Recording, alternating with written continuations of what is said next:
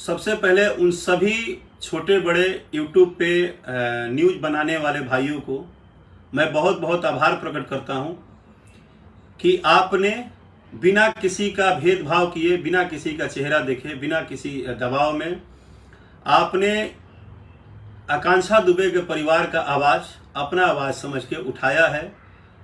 उसके लिए सभी यूट्यूब पे छोटे बड़े मित्रों को मैं दिल से धन्यवाद देता हूं, क्योंकि आपने वो काम किया है जो काम हमारे भोजपुरी इंडस्ट्री के सभी कलाकार को करना चाहिए था। आवाज़ सोशल मीडिया पे उठाना, आवाज़ लिख देना और आवाज़ उनके साथ पहुंच जाना, उनके कदम में कदम मिलाना।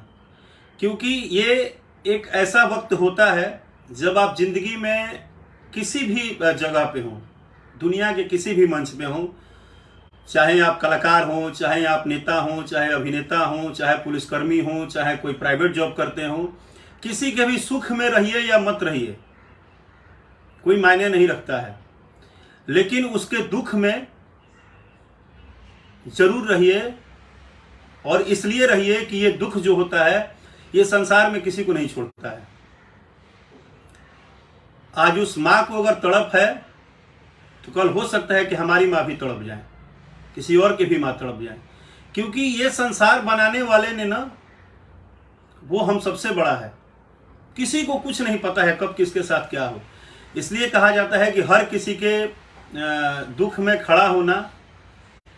अब सोचिए कि मुझे डॉक्टर ने मना किया है ट्रेवलिंग करने से, 1 सप्ताह का मुझे वो रेस्ट मिला था और उसी टाइम वो घटना हुआ।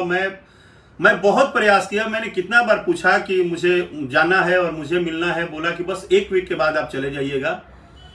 तो मैंने पर्सनली अपने फाइनेंशियल जो मुझे सपोर्ट करना चाहिए था, मैंने उनके माताजी का अकाउंट नंबर मांगा और मैंने उसमें अपने तरफ से जो मुझे शक्ति है, जिस तरह से मैं हमेशा, आप लोग जानते हैं मेरे विषय में, ऐसा नहीं है कि आप लोग नहीं जानते हैं।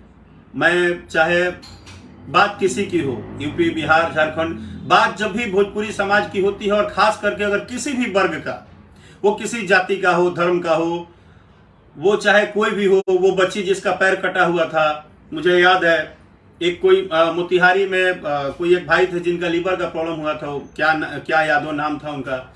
मैंने कभी किसी से किसी भेदभाव और किसी स्वार्थ के लिए कभी किसी को भी सपोर्ट नहीं किया है और मेरा ऐसा सोच नहीं है और मैं इस तरह से नहीं सोचता हूँ।